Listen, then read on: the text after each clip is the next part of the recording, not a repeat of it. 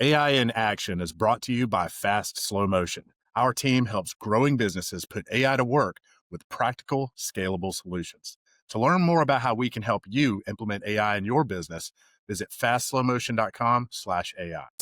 Hey, everybody, welcome back to AI in Action. Eric Housh here, always joined by Fast Slow Motion's Director of AI, Zack Terry. And today we're unpacking one of the most important parts of Salesforce's AI ecosystem, and that's Data Cloud, or now known as Data 360. So as Zach and I were joking before the show, if you hear us call it Data Cloud, if you hear us call it Data 360, we mean the same thing. So forgive the slip ups. But think about this. So if Agentforce is the brain of the agentic enterprise, Data 360 is the nervous system. It's how information flows, connects, and gives your AI agents the full picture of your business. So before we dive into that, though, and we're just going to scratch the surface today, guys, just in full transparency. There's a lot to this product, but we're hoping to give you the 10,000 level view. But before we do that, let's look, like we always do, at a few of the biggest developments shaping the AI landscape this week. Zach, let's start off with a big one. OpenAI and Amazon, $38 billion, 7 years. What can you tell us about that? It wouldn't be another week in AI without a lot of money changing hands, or at least allegedly changing billions. hands. Yeah, billions and billions. So this is essentially one of the most significant infrastructure deals for OpenAI outside of their already existing partnership with Microsoft, and it actually led to a 4 to 5% spike in Amazon stock price when this announcement was made. But it's ultimately diversifying OpenAI's infrastructure dependencies and positions AWS as a frontier AI provider. AWS, of course, has a bunch of these NVIDIA CPUs, and so OpenAI is essentially going to be able to leverage a bunch of those CPUs, and it's really just about additional scale, more redundancy, and more flexibility across OpenAI's entire compute landscape. So there's no winners and losers, but if there is a loser in this, it's probably Microsoft. And sure enough, you heard shortly after this, Microsoft and OpenAI are kind of restructuring things a little bit. They are, yeah. It's pretty interesting to see what's taking shape here. So Microsoft has a stake valued at roughly $135 billion. And again, when we throw these numbers out, I mean, that's what it is today. I mean, this stuff is just changing all the time. We've seen how, the smallest amount of news in AI can cause the entire market to either lift or sink. I mean, it's pretty wild how much control AI has kind of over the entire market right now. I'm not going to comment on whether that's a good or a bad thing, but we know it's a reality. This restructuring between Microsoft and OpenAI, Microsoft is essentially losing its right of first refusal for compute. OpenAI is gaining more multi-cloud freedom. And so I think a part of that is the ability for OpenAI to go to AWS and say, hey, let's strike a deal. Let's expand this beyond what we already have. And so in return, OpenAI is committing to $250 billion in Azure spend, which, again, it's more numbers that we're throwing out. There's nothing being signed here. A lot of this is just, I think, frankly, a lot of this is just for news and for PR, because a lot of this stuff is happening just with press releases, but not with actual signed agreements. And so we'll see if this actually turns into an agreed upon $250 billion in spend. I have no idea if that will actually pan out. But yeah, ultimately we're seeing a lot of change between these really big players in the space, and the terms that they agreed upon, a year ago may not be the terms that they're working with today. It definitely feels a little hyperbolic at times, for sure. Here's a new one. Amazon and Perplexity kind of go into blows over agentic shopping. What can you tell us there? You got to love a good AI feud these days. So yeah, Amazon sent a cease and desist letter to Perplexity over their Comet browser's shopping agent. So we talked about this a while back, but Comet is Perplexity's agentic browser. So it has the ability for you to interact directly with Perplexity. You can actually have it go and do web browsing for you. There's a whole shopping agent where it can go and make purchases for you. A little scary. So the issue is that Comet actually acts on behalf of users without identifying itself as an AI agent, which is apparently a violation of Amazon's terms of service. So Perplexity is refusing to comply, not just refusing to comply, but publicly refusing to comply, arguing that an agent should have the same permissions as a user since it's essentially acting on their behalf. So, kind of interesting to see this squabble going on. I personally, I think that the terms of service that Amazon has makes a lot of sense. Like we should have transparency in this ecosystem. And so I don't really understand what the big deal is. I don't know why Perplexity is putting up, so much of this like being an issue. It just seems like, okay, that makes sense. If we just identify that this is an agent, this whole problem would be solved. So it could be an interesting test for how AI agents are allowed to interact with online platforms. And then we have more than one agentic browser now. I mean, we've got OpenAI's browser Atlas as well. And so I wonder if there's any kind of weirdness going on there. Maybe Atlas is adhering to these terms of service, or maybe it's not even, doing shopping for users yet. But definitely an interesting feud to watch to see where that goes. Yeah, huge implications there for any company experimenting with AI driven commerce.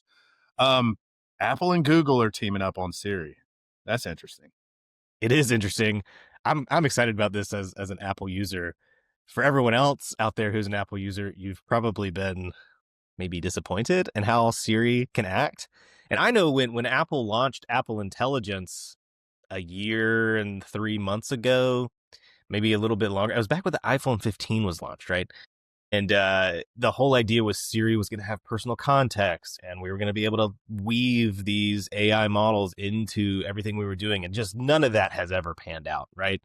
And so now there's been a fascinating photo of Tim Cook and Sundar Pichai in a cafe, like talking to each other. So you can tell they're, working out some deal. But apparently, as reported by Bloomberg, Apple is agreeing to pay Google about $1 billion annually to use its Gemini AI model to power a new version of Siri.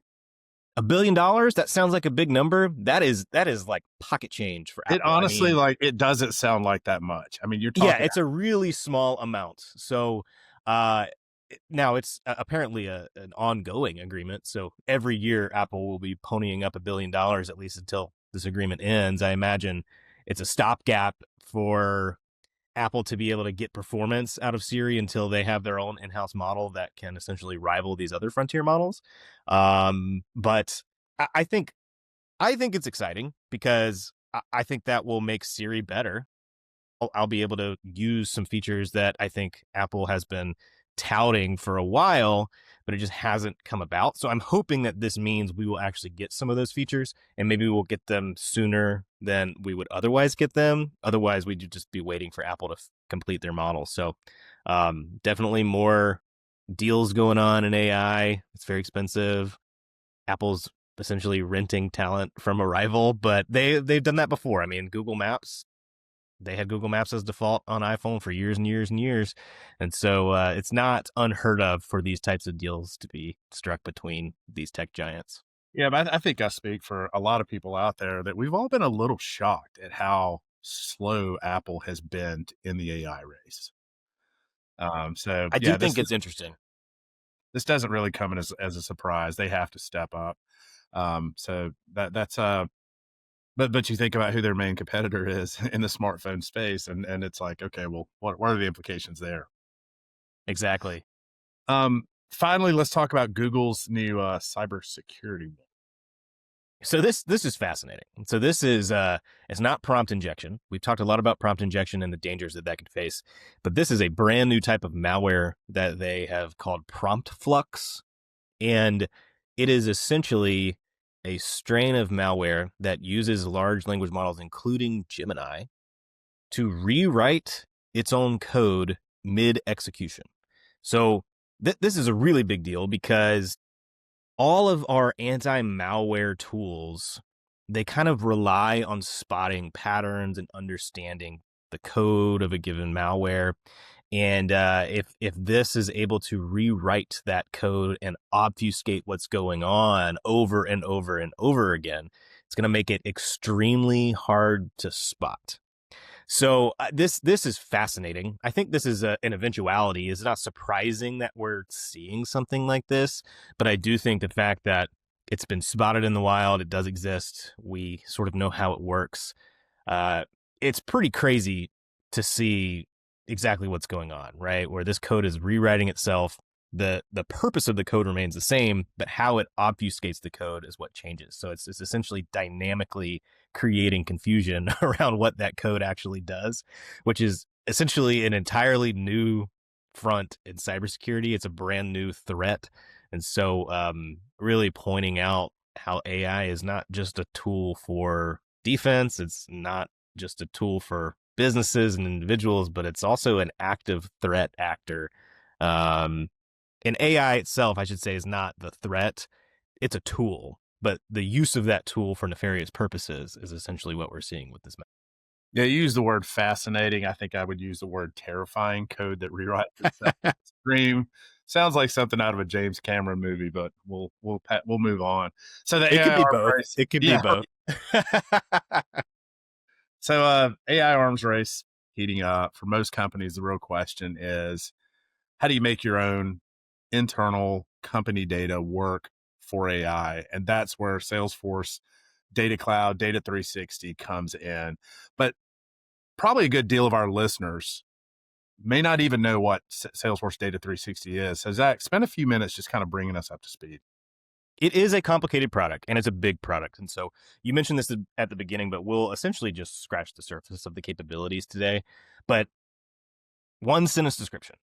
Data Cloud pulls customer information from all of your different systems into a single place so that you have a complete picture of each customer that updates in real time and can be used across all of your tools.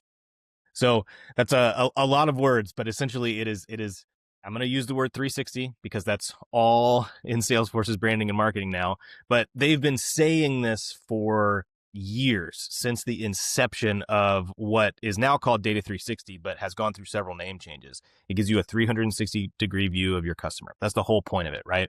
Take all of these disparate data sources. I have information about a customer in my ERP. I have it in my CRM. I have it in Shopify, wherever it could be, and bring all that data together into a central location so that you can understand the full context of what's going on. So if we look at a timeline of this product, this is actually a homegrown product from Salesforce. It's not an acquisition. They launched it in 2019. It was called Customer 360 Audiences. And this was Salesforce's first attempt at CDP. CDP is Customer Data Platform. This is essentially a space in tech operating this idea of, okay, I want to see all my customer data in one place, right? I want to unify this fragmented customer data across these systems, get better audience segmentation. So there's kind of a marketing focus.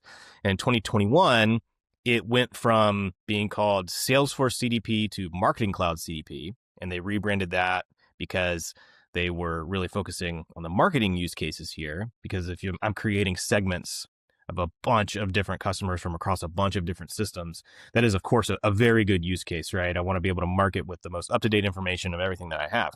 But then they started to kind of see the benefits that this could have outside of marketing. And in 22, they rebranded to Salesforce Genie, which is really funny because this is about the shortest name that I think we've ever seen, the shortest lifespan for a name. It lasted less than a year, right? Yeah. But yeah, they were shifting essentially from a marketing only tool to a more general purpose tool, supporting sales, service, and sort of everything in Salesforce. And then in 23, it was officially rebranded to Data Cloud. They dropped the Genie name.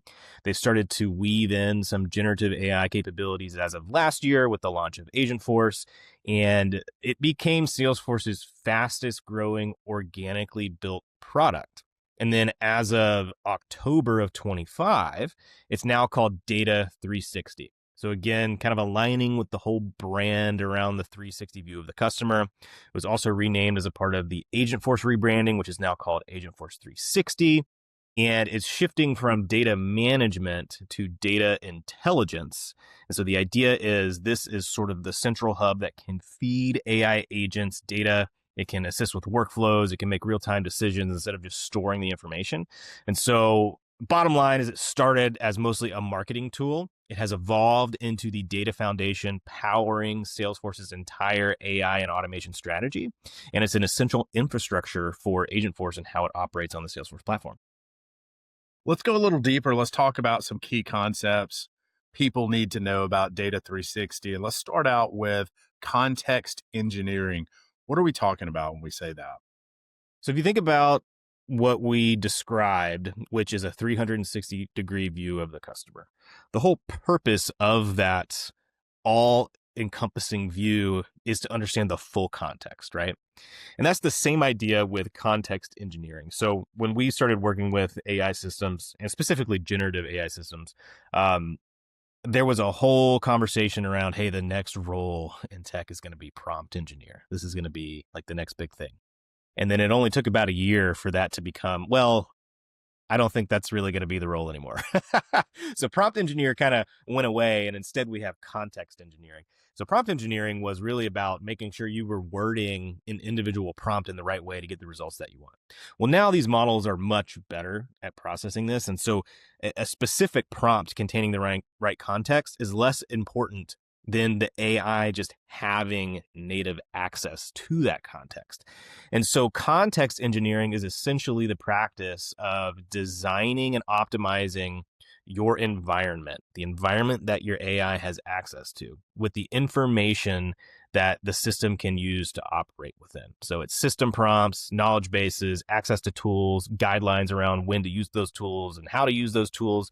And so it's essentially equipping your AI agents with a complete connected view of every customer and every process, and giving it the right context for, each use case and each process that it's going to be working with. So Data Cloud really comes into play here because it has the ability to gain all of that context from all those systems and store it in a central location, but it can also unify that data. And we'll talk about that a little bit later, but Data Cloud is able to take all those disparate data sources and essentially connect it together, so that if I've got a bunch of different foreign keys in different databases, I can use something common to a customer and join that all together so that I have a single view. And then Agentforce is able to leverage Data Cloud in addition to Salesforce. So kind of a confusing concept, but Data Cloud and Salesforce are two separate products, and they work really well together. And so Agentforce has access to both your structured CRM data as well as your structured and unstructured Data Cloud data, which gives it a ton of context if you've set it up correctly and if you've brought in a bunch of information from other systems. So what it really comes down to is agents being able to see everything that matters, not just isolated records in the CRM, but it's also really important that the data is clean. And so that way you're bringing in relevant information so that you can drive quality output with the AI. Super powerful when you think about it. A customer reaching out, the system already knowing everything about them, history, preferences, previous conversations, current situations. Humans aren't trying to hunt around for data and put a picture together. The system's doing it for them. Let's move on. That was great. Semantic search and vector databases. This is teaching AI to understand. This is where things get really powerful. This, I think, is a huge value driver if you are looking to implement Agentforce and you're looking to take advantage of unstructured data and the ability to understand the meaning of a question and apply that to the information that you have in the system. And when we say semantic, so semantic refers to the meaning and intent of words rather than just the literal meaning of the word itself. So, for example, if we're talking about cars, automobiles, vehicles, trucks, these are all distinct words with distinct meanings, but categorically, in certain contexts, they can more or less mean the same thing. And so that's the idea behind semantics. So if an AI agent gets a question about, let's say, revenue growth, and you have a bunch of information in your database, but it's not necessarily the exact words revenue growth, it can look for information about, let's say, increasing sales. And it has the same sort of semantic meaning, even though it's completely different words. So to power this, you have to have a set of tools, a vector database being one of the primary tools that allows you to store information in what's called embeddings. And so a vector database stores numerical representations. That's the embedding, the numerical representation of information, words, tokens, phrases, meaning, so that AI systems can really quickly find and use the most relevant data when trying to answer questions or generating content. This is essentially one of the core tenets around how these systems actually work. Because in order for a large language model to even be able to understand the meaning behind what I am asking it or telling it to do, and then go out and actually find the right information in trillions of data points to come back with something that is actually meaningful and relevant, It's a lot of math, essentially, but it's comparing. The way I kind of think about it is you have addresses for words or meaning, and I ask a question, and that question has a bunch of different addresses around where the words are and what they mean, and then we're going to go out and find the closest address inside of the database, and it's doing that a bunch of times, right? It's not just as simple as like, well, this word lives here and this word lives here, but that's sort of the best analogy that I can think of. And it's very complicated. It's like it's more than a three-dimensional space, but the whole idea is we're understanding the meaning of words as opposed to just the literal context of that word, and that allows AI to go and search through these databases and pull back relevant content. So Data Cloud has a vector database, and they have actually made it very easy to use. And you can, even on Salesforce Foundations, without even necessarily purchasing a lot of Data Cloud credits, you can have access to the Data Cloud vector database. You can upload your unstructured data like PDF documents or call transcripts. It could be knowledge articles from your knowledge base, whatever that is. And that will all get turned into embeddings on the Data Cloud vector database so that you can then connect that to your Agentforce agents. And then it's able to go and actually retrieve that information. And this is also where we get into retrieval augmented generation, or RAG, where you're essentially injecting the context at the time that the prompt is run. And so instead of me having to explicitly list out all of that context, I can take a query, understand the meaning of that query, and then I can have the retriever go and actually find the relevant information dynamically. And essentially it saves a lot of time and it makes it more accurate because I'm not having to front load the prompt with all of the information that I need. I'm able to go and dynamically retrieve just the relevant information at that point in time. And it's grounded just on the data that you've provided it. And so it would provide more accurate answers as opposed to giving it every possible piece of information up front, in which case it may find more irrelevant results. So this to me is one of the most powerful AI use cases for Data Cloud, because this vector database comes out of the box with Data Cloud. Yes, you pay for it. There are credits that are consumed when you store files in the vector database and when you query the vector database. But overall, it's much more affordable than trying to build this entire infrastructure yourself. And this is one of the most complex parts about integrating AI into a business, is if you do want to use semantic search, if you don't have a tool like Data Cloud, or you're not investing in some other tools that integrate all of that together, you're looking at a pretty big engineering challenge to build all of those capabilities yourself. It's that evolution, right? From chatbots that are just guessing to agents that really have a deep understanding of your business. Exactly. Cool. Let's talk relationship mapping. This is the agent's internal neural network. Tell us about that. So if you think about a Salesforce record like a contact, and that contact has a bunch of information about the contact itself, maybe I've got contact information, a phone number, an email address, first name, last name, things like that. But then we also have relational information. So that contact probably belongs to an account in our system. That's the business that they work for, the business that they own, whatever that relationship is.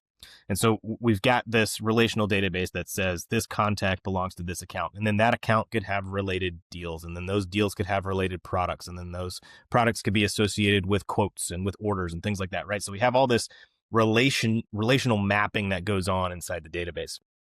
So Data Cloud kind of takes that idea and says, okay, well, I know I've got my CRM with all of its data and all of the relational information there, but how do I take something from an external system and understand that this particular order from this other system actually belongs to this customer? And so when I look at that customer, I can see those orders. And that's where this sort of relationship mapping capability comes in. And so it allows us to perform essentially some transforms on the data that comes in from these other systems. And it allows us to create those relationships in a way that gives us visibility into how all of those things are connected. And so if I've got contacts to accounts, to orders, to products, to cases, to knowledge, we can kind of tie all that together, even if they're coming from a bunch of different systems. And it's a really short way of describing it. It's pretty complicated to actually go out and do it, but Data Cloud gives you all the tools that you need in order to connect it together. So you're essentially just identifying what are the commonalities that I can use between these systems. to tie everything together. Sometimes that's primary keys in other systems. Sometimes it's something like an email address that I'm going to have in all my systems, or it could be a combination of things. Maybe I have an email address in 2 out of my 5 systems, and then the other 3 systems I have a phone number, and I can use a combination of those 2 things to say, okay, the email address and the phone number both belong to this one customer, so let's stitch that all together so that I can kind of see everything and understand that relationship.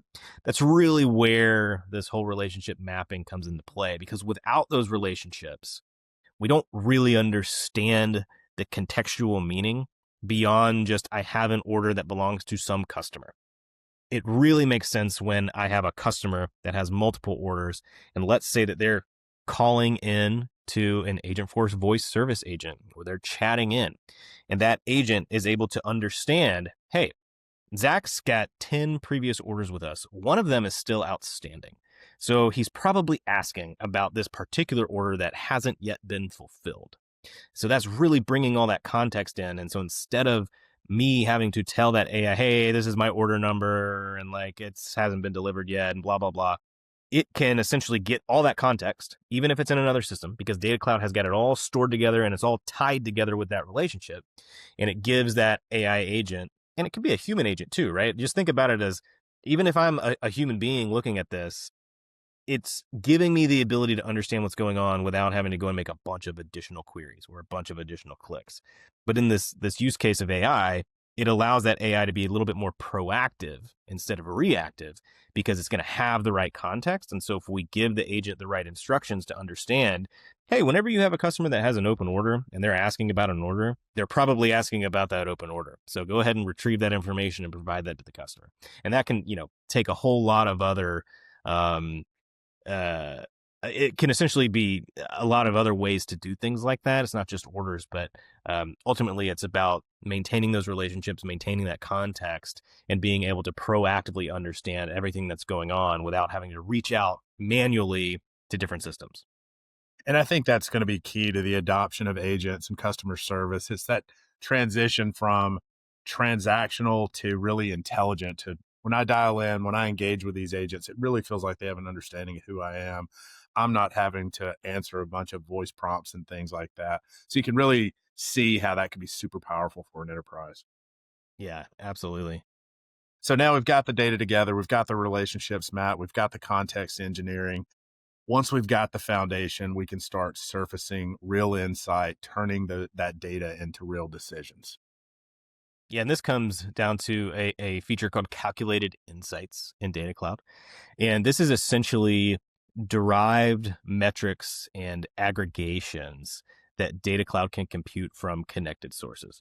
And so when you connect something in Data Cloud, it typically goes into something called a data model object. There's also data lake objects, and then there's a bunch of unstructured information that you can gather as well. But if I'm taking all this data and putting it into a structured source, then we can actually go out and perform calculations on that data. And so if we had that same use case, a customer with orders and order history, we could calculate things like lifetime value or churn risk based on similar customers and similar order patterns. We could look at engagement scores if we're talking about marketing. We could even bring in a bunch of marketing data and unify that data so that we understand that all that engagement that's been going on is actually specific to a given customer. And then we can use calculated insights to go and actually create results from that data. And so it's not just, all right, Zach visited 100 web pages this past month, but it could be a calculation around, hey, do we draw some correlation between the frequency of website visits and the lifetime value of the customer? And then we could create a score, and then Data Cloud could dynamically actually calculate that so that we can use that.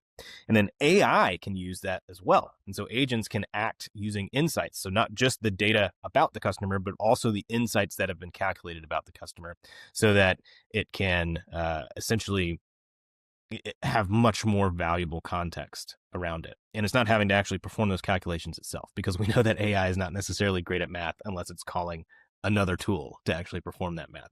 So that's kind of what we're doing. We're calculating it and then giving the AI access to those calculations so that it can interpret the results and answer those questions for us. So it really is turning that data from just raw data into actual action and analysis that we can use to understand more about a customer or about a given scenario. Let's talk identity resolution, one customer, one truth. This might be the single most practical capability inside of data. Yes. So if we go back and talk about relationship mapping, right? And I'm going to be bringing in a bunch of data from other systems. Well, I've got multiple basically copies of customers in all these other systems, right? And so if I just kind of bring that data in, let's look at it from an integration perspective. So if I was going to integrate all that data into Salesforce from multiple systems, and so I've got 5 different versions of a customer. I've got my Salesforce version, I've got my ERP version, I've got any of my sort of sales, my e-commerce, whatever that is. Those are all different versions of the same customer. So if I were to integrate all of that together, I have got to do a lot of deduplication, understanding that this is the same person. And so when I bring this data over, I'm actually going to be updating a record instead of creating a new record and things like that. So it's the same idea, except we're not actually creating records. We are just tying a bunch of data together. And so identity resolution allows us to use rules in the background to say, okay, if a customer has the same email address and phone number or a combination thereof, it's the same customer. So let's merge that into a single identity so that we are not creating multiple disparate data sources or multiple copies of the same customer. And that applies not just to the customer itself, but also to all that data about the customer. So let's say I am tracking orders in Salesforce and I have another system that's bringing those orders in as well. Well, we can use this resolution to prevent those duplicates. But it really is mostly about the person. It's making sure that we're looking at the same person and understanding everything going on with all the activities that that person is engaging with. So it's combining data across sales, service, marketing, external systems, and it really gives you one source of truth for a customer as opposed to having to resolve multiple identities. It's doing that resolution for you. Zach, we've talked about a lot today. We're coming short on time. Let's hit on the final point here, real-time data. Why is this important? What do we need to know about it? So this is a feature of Data Cloud that, and it's not just real time, it's sub-second. So if you are using real-time data streams with Data Cloud, it is extremely fast. And a lot of that has to do with the zero copy data model, which means we're not actually copying data from these other sources into Salesforce. We're just visualizing it and we can act on it and we can understand what's going on, but we're not replicating it, right? That allows it to be very fast and low latency.